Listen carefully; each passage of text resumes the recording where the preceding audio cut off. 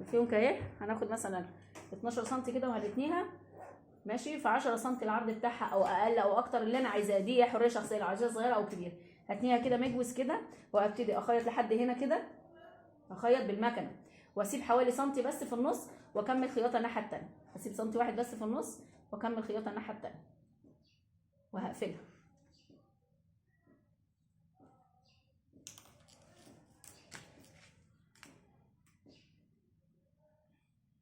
ماشي كده. وانا خيطت الجزء ده وسبت حته بس في النص اهي حوالي سنتي والجزء التاني ده تمام كده. هاجي اعمل كده كده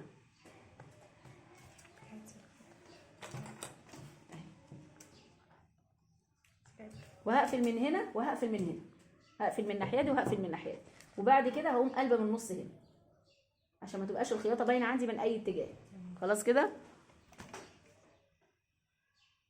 قفلنا من هنا وسيبنا سنتي واحد بس من النص وقفلنا من هنا، وبعد كده طبقنا القماش كده وقمنا قافلين من هنا ومن هنا. الواحد سنتي اللي احنا سيبناه ده اللي هنقلبها منه كده، هنقلب الفيونكه منه كده عشان ما كانتش باينه من الاول. احنا قفلنا هنا الجزء ده وسيبنا سنتي من النص او 2 سنتي وقفلنا الجزء ده تمام، وبعد كده قمنا حاطينه في النص موسطنينها وقمنا مخيطينها من هنا ومن هنا. والسنتي اللي احنا عملناه ده اللي هنفتح منه هنقلب الناحيه الثانيه، هنقلب الفيونكه الناحيه الثانيه عشان ما تبانش فيها اي خياطه. احنا ممكن نخيط على المكنه عادي؟ هو ده هيتخيط على المكنه مش على ايدك. انت هتخيط على ايدك الغرزه بس، اللمه اللي في النص بس اللي انا هوريها لك. اهي قلبناها من الفتحه اللي في النص، الفتحه دي هتبقى كده كده في النص تمام كده، واتقلبت اهيت مفيش ولا خياطه فوق ولا خياطه تحت تمام كده. هنمسكها كده، هنمسكها نتني كده اهي، هتديني الشكل بتاع الايه الفيونكه وشكلها يبقى حلو ولا مبينه هنا خياطه ولا اي حاجه. نعمل بقى بالخيط تمام كده. معلش عشان ما شفتش. جيب الخيط بقى اقفلي بقى كده عشان ايه عند الناحيه المفتوحه دي كده اهي، ادور عليها كده واقوم مدخله الحته اللي انا خيطتها دي فيها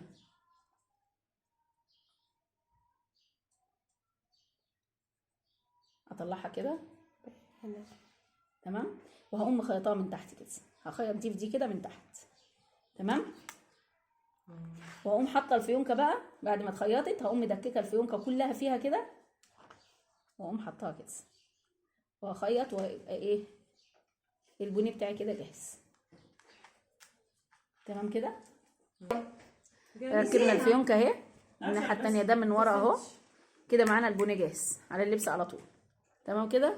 معاكم منور من مجلس جمعيه تنميه المجتمع المحلي.